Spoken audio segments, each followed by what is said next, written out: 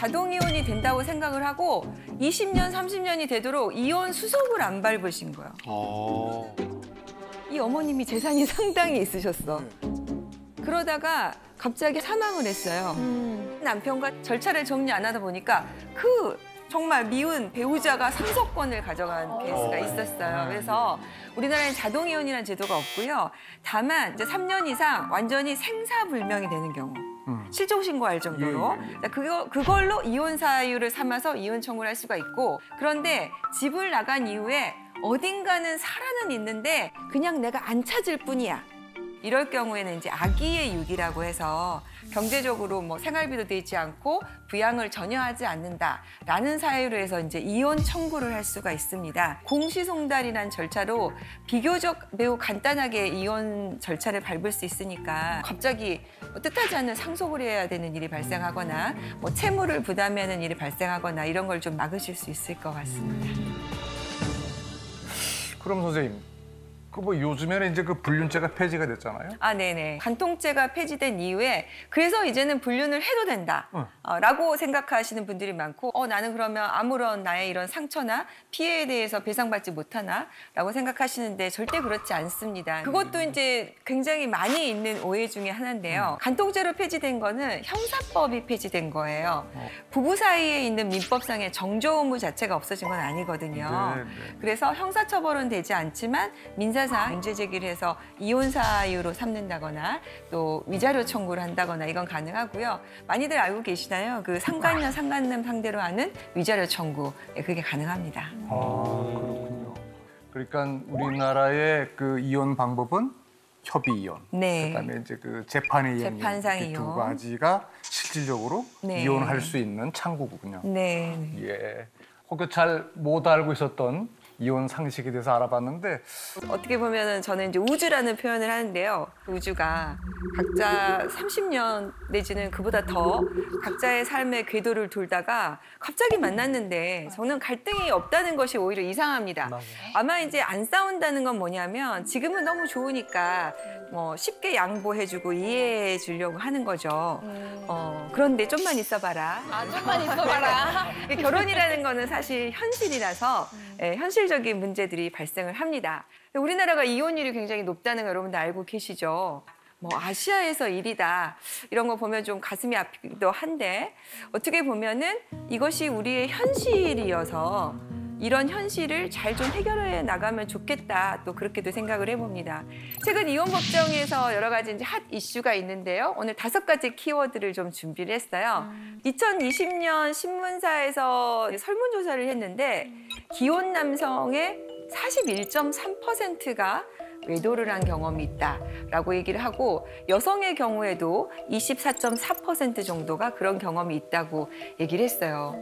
그러면은 기혼자 중에서 3명 중에 1명 정도는 외도를 한 경험이 있다 이렇게 볼 수 있는데 사실은 이제 이 외도 문제가 갈수록 진짜 많은가 봐요. 그래서 뭐 인터넷 카페 같은 데서 이런 것들을 얘기하는 것들이 굉장히 많이 만들어지고 있다는 뉴스 들어보셨을 거예요.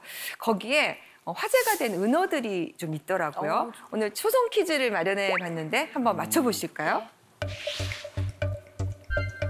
자, 이건 무슨 뜻일까요?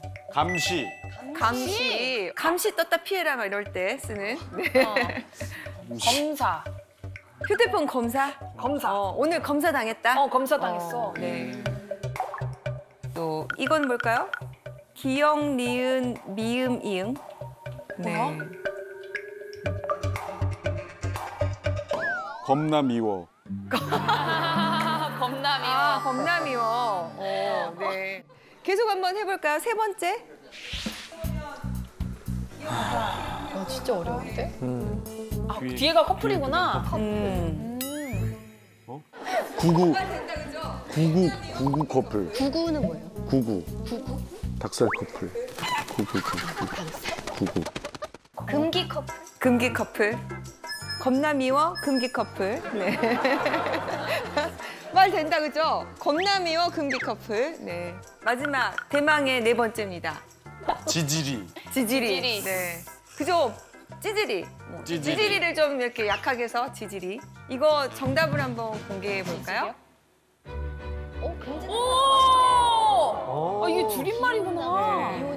금지된 사람, 귀여운 남성, 미운 미남이요. 남자, 귀여운 남성, 귀여운 네.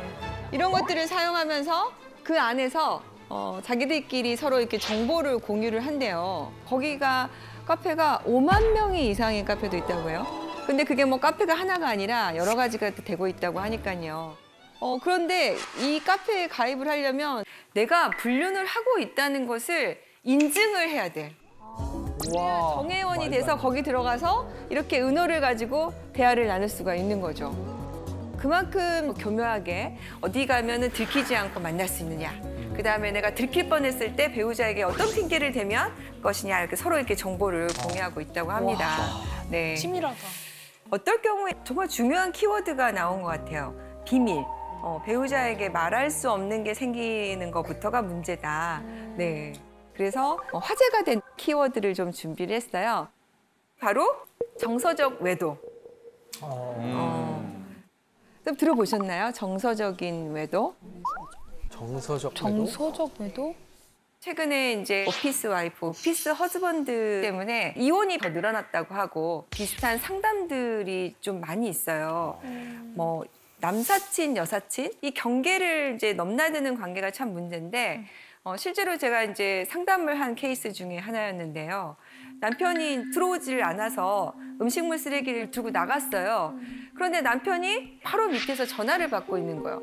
뭐 걱정하지 말아라. 내가 내일 도와줄게. 괜찮아, 괜찮아. 잘 자. 나한테는 한 번도 그런 말 해준 적이 없는 남편인데. 그래서 이제 누구냐? 그랬더니 당신이 아는 그 사람 직장 동료 누군데? 에이?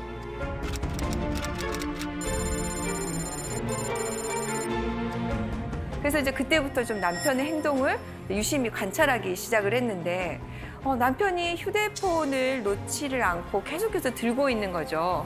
그래서 남편이 이제 자는 틈을 타서 휴대폰을 좀 봤는데 잘 자라고 서로 안부를 전하고 매일 점심을 같이 먹고 그런데 잠자리를 나눈 흔적은 없어요.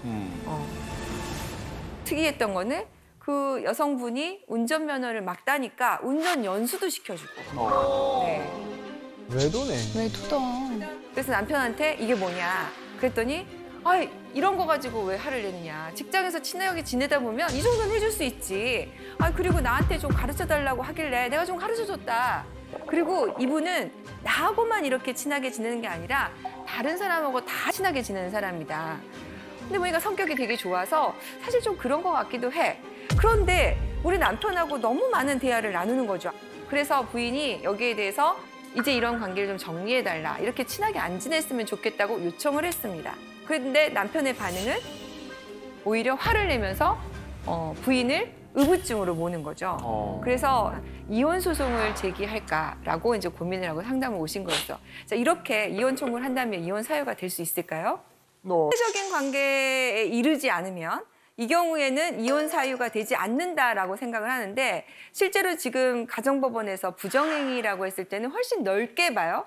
그래서 야심한 시각에 갑자기 서로 하트를 주고받는다. 아무 말 없이. 네. 그리고 잘 자? 자고 있어? 이렇게 야심한 시각에 한다. 그러면 이것만으로도 넓게 봐서 부정행위다라고 지금 법원이 보고 있습니다. 서로 일을 돕다 보면 또 친밀한 관계가 되고 또 배우자하고 나눌 수 없는 얘기를 나눌 수 있는 관계가 또 되기도 하죠. 그런데 정말 중요한 문제는 배우자가 싫어할 것 같아서 얘기를 안 하다가 비밀이 생기기 시작하는 경우 결정적으로 배우자가 이 관계를 정리하라고 했는데 그거를 정리하지 못하는 경우 이건 이혼 사유가 될 수 있다고 생각을 합니다. 그래서 이에 대해서 조금 오해가 없으셨으면 좋겠고요. 이런 일이 생기면 배우자에게 단호하게 나는 이런 게 싫다. 나는 이것을 안 했으면 좋겠다. 이 관계는 정리했으면 좋겠다라고 저는 얘기를 해주셨으면 좋겠습니다. 근데 이제 문제는 아까 제가 말씀드린 사례에서 휴대폰을 몰래 보는 게 문제예요. 그죠? 네, 많이들 알고 계시지만 배우자의 경우에도 비밀번호를 공유하지 않은 상태에서 들어가서 보는 것은 개인정보법 위반이고요. 비밀침해죄가 됩니다. 그래서 정말 이게 뭔가 있는 것 같은데 어떻게 하면 좋을지 해가지고 가끔 이제 저희가 상담해 오시는 분들 보면 탐정업체, 뭐 흥신소 업체, 조사 업체를 좀 소개해 주실 수 없냐 막 이렇게 많이 문의를 해 오세요. 그런데 이게 지금 개인 정보를 침해하고 이렇게 뒤따라다니고 하는 것은 전부 다 불법입니다. 그리고 현재 법원에서는 위법하게 수집한 증거는 채택을 하지 않으려고 해요. 예. 그리고 또 비용도 굉장히 비싸요. 하루에 30만 원에서 뭐 많게는 80만 원까지 가고요. 또 이런 게 이제 하루 이틀에 밝혀지는 게 아니니까 자꾸 정보를 못 구한다고 해서 기간을 연장시키는 거죠. 그래서 실제로 한 달에 한 3천만 원 정도 쓰신 분을 봤어요. 그리고 또 내가 지금 의뢰를 받았는데 당신이 돈을 2배로 주면 내가 이거를 안 하겠다. 라고 하는 거를 제가 실제로 상담 중에 그런 문자 받는 걸 봤거든요. 그래서 이쪽으로 괜히 좀 힘을 안 쓰셨으면 좋겠고요. 그러면은 어떻게 알게 되냐 이런 것들 고민하시거든요. 그렇죠. 그 배우자의 외도 징후를 찾아낼 수 있는 방법 네. 없을까요? 그러게요. 네. 그런데 제가 이제 보니까 아무래도 이제 일상을 같이 하다 보니까 평소와 다른 행태는 눈에 보입니다. 제일 첫 번째가 뭘까요? 우리 사례에서 남편이 핸드폰을 놓지 않는 거예요. 화장실 갈 때도 가져가고 베개 밑에 두고 자고. 그리고 패턴을 자꾸 바꾸고. 그게 뭐예요? 그 핸드폰이 바로 판도라의 상자. 그래서 이거를 펀도라의 상자라고 하더라고요. 또 두 번째도 뭐가 있을까요? 특이점이?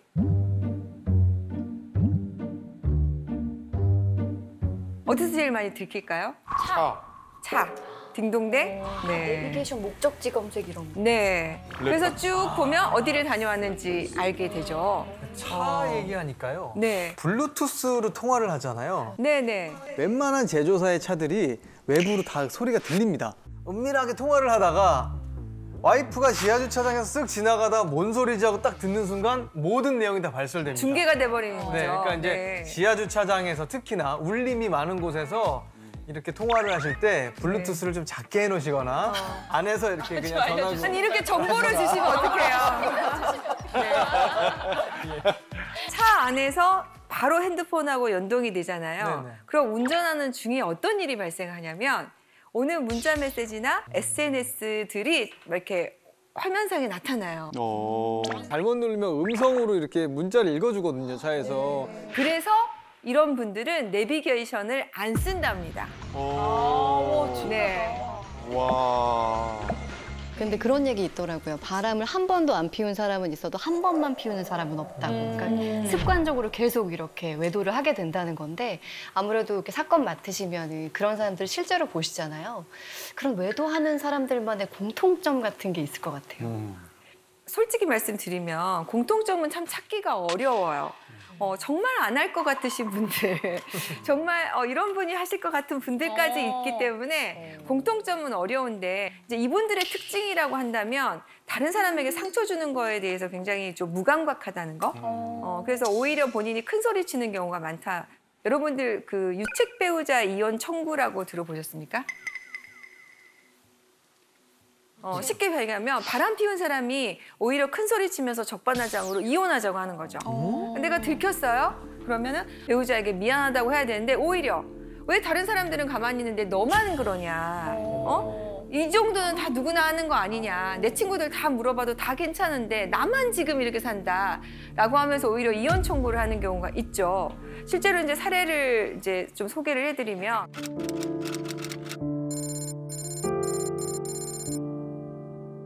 가난했을 시절에 힘들었을 때 만났어요. 그래서 부인이 남편 뒷바라지를 정말 열심히 했습니다. 그래서 정말 성공을 했어요. 이렇게 성공하면 이제 우리는 행복 시작 이럴 줄 알았는데 남편이 바람을 피우고 여자를 만나고 기가 막힌 상황이 이제 발생을 하는 거죠. 그래서 이제 부인이 아니 그동안 우리가 너무 고생해서 여기까지 왔는데 당신 한 번 실수는 내가 봐주겠다. 당신 빨리 정신 차리고 돌아와라. 그랬더니 오히려 이걸 문제 삼는다고 부인을 폭행을 하는 거죠. 그러면 지금 뭐 바람도 피워요. 폭행도 해요.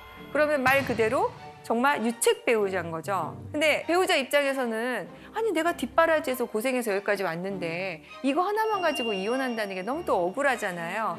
그리고 또 아이들이 있으면 가정도 지키고 싶으니까 이혼을 하지 않기를 원하는 경우가 많이 있거든요. 근데 이런 남편들이 또 이혼을 요구할 때 제일 첫 번째 하는 게 뭐냐면 생활비부터 끊습니다. 나쁘다. 자, 여기서 손을 한번 들어볼까요? 자, 이 이혼 청구는 받아들여야 된다라고 생각하시는 분 손. 청구 자체는 받아들여야 되지 않을까요? 네. 청구 자체는 안 되든. 안 되든 안 되든. 자, 그래도 이건 아닌 것 같아. 이혼하면 안 될 것 같아라고 생각하시는 분. 네, 약간 많네요. 제가 놀란 통계가 있었는데 요즘 결혼한 것 자체가 인구 1000명당 4.2명에 불과한대요. 저도 애가 셋인데요. 우리 셋 애 중에 결혼하겠다는 사람이 하나도 없어요. 결혼을 안 하는데 또 우리가 연애를 안 할 수도 없잖아요. 네네. 그리고 또 동거하는 거에 대해서 우리도 이제는 많이 조금 개방적인 생각을 하고 계시는 것 같더라고요. 그래서 혼전 동거도 좀 많이 하고 있는 것 같은데 네네. 사실혼이라는 얘기 들어보셨어요? 네. 사실혼? 네. 그러니까 사실혼이라는 것은 쉽게 얘기하면 혼인 신고만 안 했지 결혼입니다. 그래서 사실혼의 경우에는 재산 분할도 해주고 위자료 청구도 해주고 여러 가지 것들을 다 똑같이 하는 의무를 부담을 해요. 사실 해외 입법례나 이런 걸 보면 동거에 대해서 굉장히 개방적이고 보호하는 추세로 가고 있습니다. 프랑스에서는 팍스라고 얘기를 하는데 이렇게 동거하는 커플을 사실혼의 배우자처럼 인정을 해서 여러 가지 것들을 법적인 보호를 받을 수 있는, 그러니까 사회보장제도까지 받을 수 있는 제도를 만들어 놓고 있거든요. 그래서 나랑 결혼할래가 아니라 나랑 팍스해줄래 이렇게 얘기를 한대요. 또 영국이든 독일이든 스웨덴이든 이런 제도를 많이 보호하고 있다는데 우리도 똑같습니다. 젊은 사람은 젊은 사람들대로 혼인신고를 안 하고 살려고 하고 좀 나이가 드신 분들은 노후를 보내기 위해서 누군가가 필요한데 자식들이 다 반대하잖아요. 그러니까 또 이런 분들도 사실혼이나 혼전동거나 이런 것도 하는데 사실혼과 혼전동거가 어떤 차이가 있을까요? 제가 얼마 전에 상담했던 사례 중에 이런 게 있었는데 2년 정도 넘게 살았어요. 그런데 헤어졌어요. 헤어지고 나서 보니까 한 사람한테 다른 이성 친구가 생긴 거죠. 오마이갓. 그래서 나는 헤어졌으니까 이성 친구가 생겼다고 생각을 했는데 상대방은 그게 아니라 외도라고 보는 겁니다. 그래서 여기에 대해서 위자료 청구가 들어왔는데 이때 쟁점이 이거였습니다. 이게 혼전 동거였느냐 사실혼이었느냐. 헷갈린다. 사실혼의 판단의 중요한 요소 중에 하나는 같이 동거를 했느냐.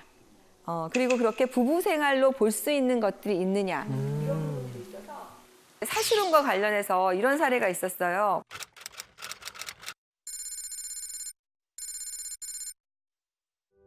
나는 결혼을 했다고 생각을 하고 서로 뭐 부모님들도 인사하고 결혼식도 올리고 했는데 막상 혼인신고를 할 때가 되니까 남편이 우리 조금 뭐 이렇게 서두를 거 있어.